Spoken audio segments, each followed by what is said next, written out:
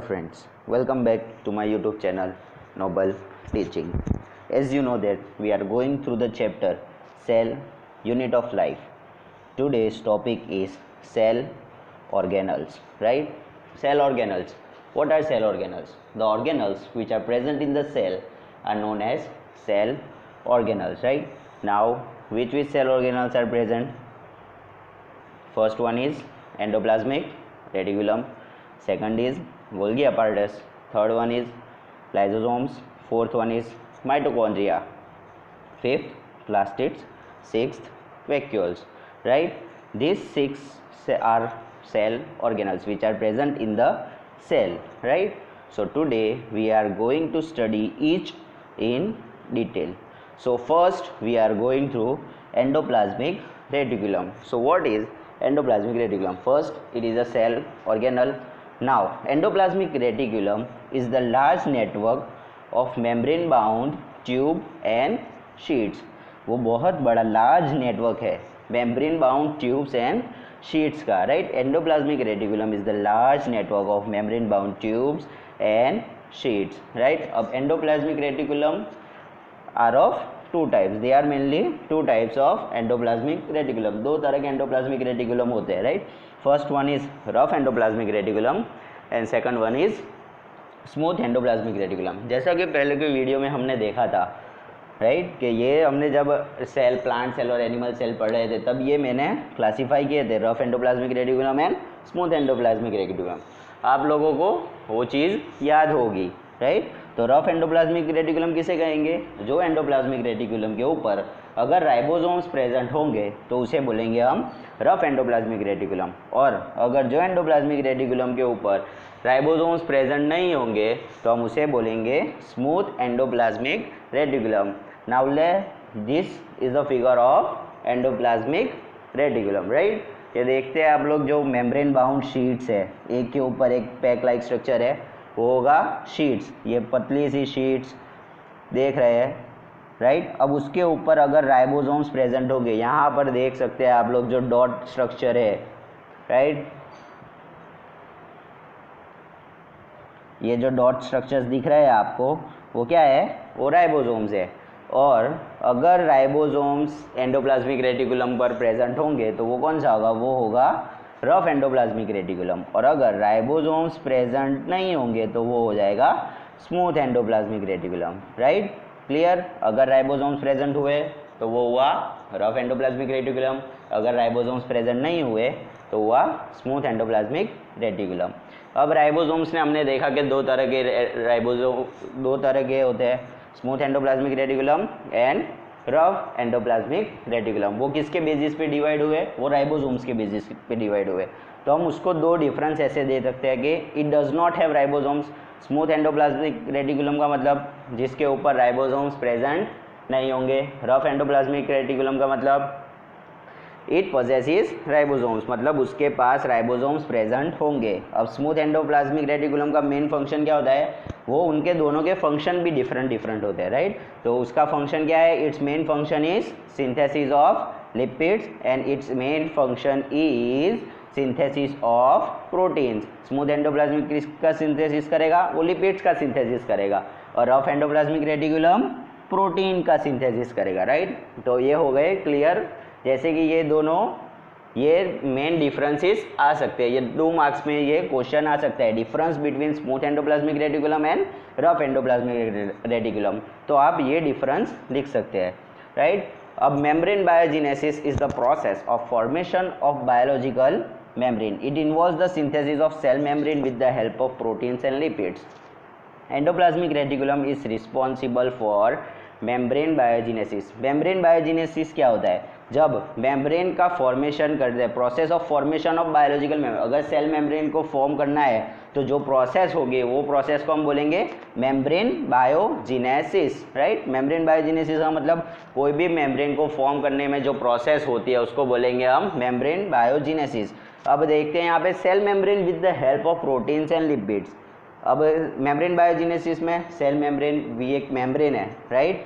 वो किससे बनती है? वो बनती है प्रोटीन्स एंड लिपिड से। अब हमने आगे देखा कि स्मूथ एंडोप्लाज्मिक रेटिकुलम और रफ एंडोप्लाज्मिक रेटिकुलम दोनों रिस्पॉन्सिबल है synthesis of proteins and lipids. तो endoplasmic reticulum indirectly membrane biogenesis के लिए रिस्पॉन्सिबल होगा। अगर एंडोप्लाज्मिक रेटिकुलम ही ये सिंथेसिस नहीं करेगा प्रोटीन्स और लिपिड्स का, तो वो आगे मेम्ब्रेन बायोजेनेसिस आगे प्रोसेस करेगी ही नहीं। मगर एंडोप्लाज्मिक रेटिकुलम बनाती है प्रोटीन्स और वो बनाता है लिपिड्स। इसकी वजह से मेम्ब्रेन बायोजेनेसिस होता है, राइट। तो membrane biogenesis is the process of formation of biological membrane. It involves the synthesis of cell membranes with the help of proteins and lipids. Cell membranes किससे बना होता है? प्रोटीन्स एंड लिपिड्स की वजह से। और प्रोटीन्स और लिपिड्स हमारे पास आते कहाँ से है? वो आते हैं वो हमारे पास आते हैं एंडोप्लाज्मिक रेटिकुलम में से, राइट।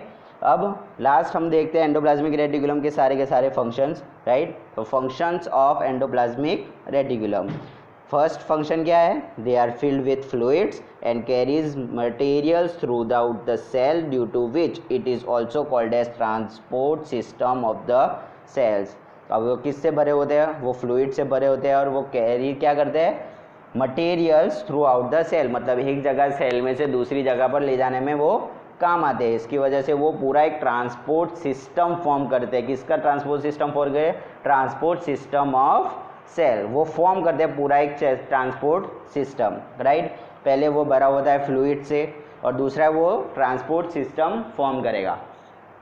अब सेकंड फंक्शन क्या है? It transport materials between the regions of cytoplasm और between the cytoplasm and nucleus. Transport materials between the regions of cytoplasm. Cytoplasm में क्या होता है? Cytoplasm is a jelly like substance which is present between the cell organelles, right. सारे के सारे cell organelles के बीच में ये साइटोप्लाज्म प्रेजेंट होता है।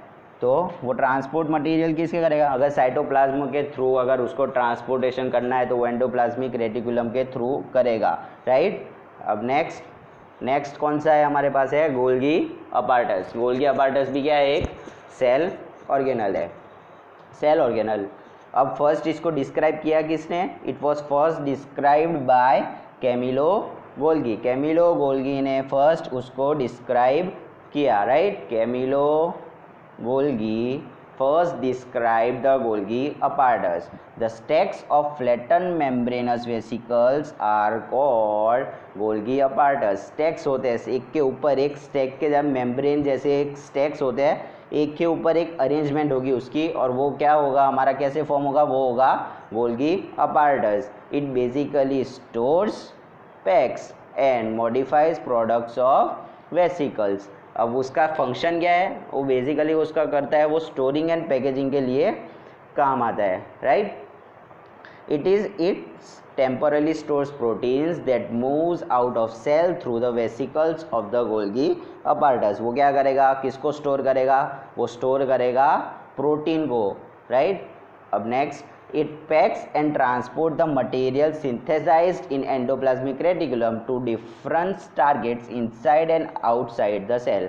It packs and transport, वो पैकेजिंग करेगा और उसको ट्रांसपोर्ट करेगा।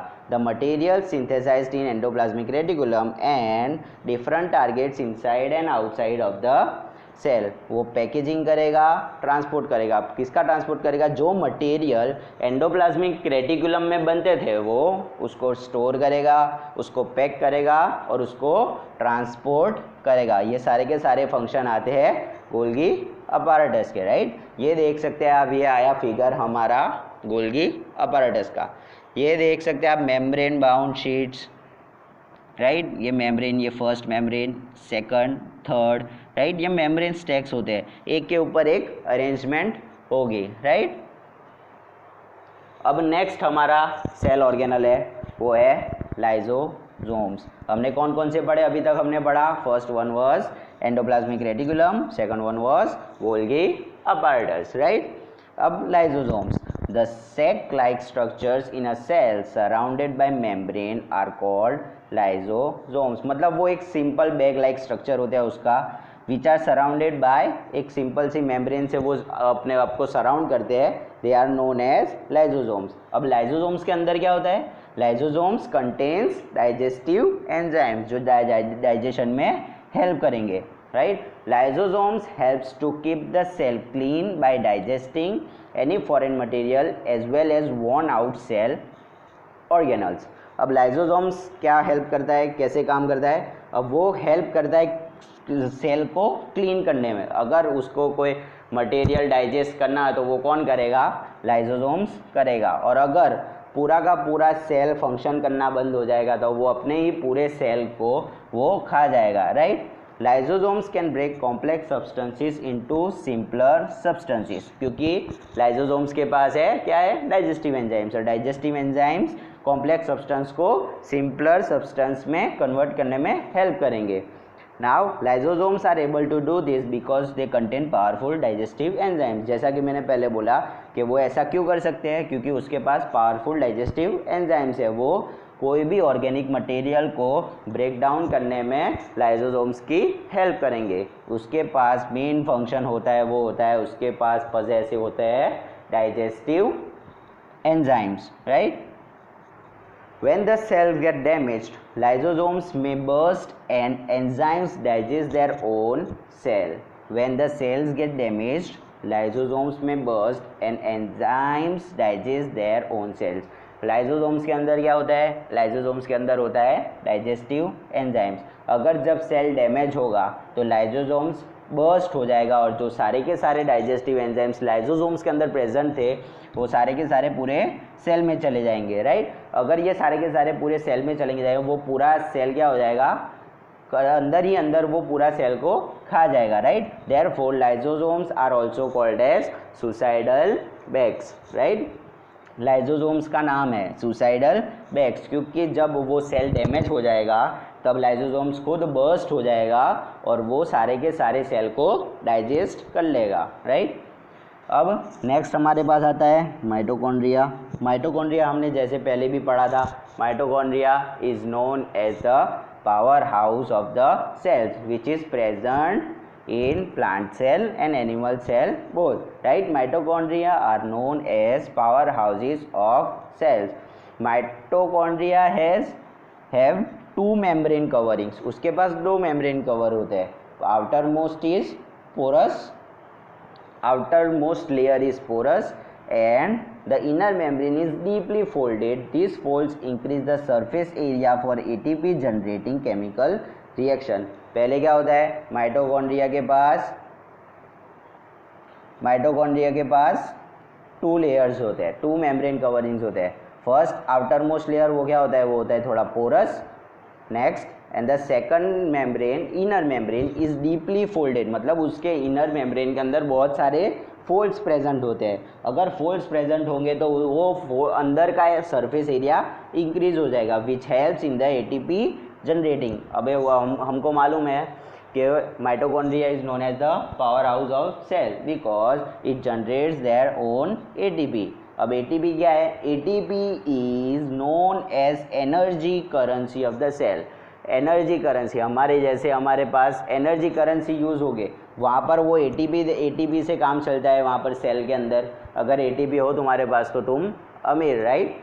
ATP is known as energy currency of cell। Now ATP क्या है, ATP का फुल फॉर्म है एडिनोसाइन ट्राइफॉस्फेट। हमारे जैसे करेंसी है वैसे ही सेल की करेंसी कौन सी है, ATP। Now moving to our next organelle that is plastids। Plastids are present only in plant cell। First point हमारा यही होना चाहिए plastids के बारे में अगर लिखने का स्टार्ट करो तो plastids are present only in plant cell. Plastid हमेशा प्लांट सेल में ही प्रेजेंट होंगे। अब प्लास्टिड्स दो तरह के होते हैं, first one is chromoplast and second one is leucoplast. Chromoplast का मतलब होता है कलर्ड प्लास्टिड्स और ल्यूकोप्लास्ट का मतलब कलरलेस और white plastids.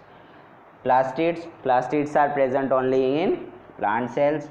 There are mainly two types, first one is chromoplast, second one is leucoplast। chromoplast का मतलब colored plastids and leucoplast का मतलब colorless प्लास्टिड्स। अब chromoplast containing the pigment chlorophyll are known as chloroplast.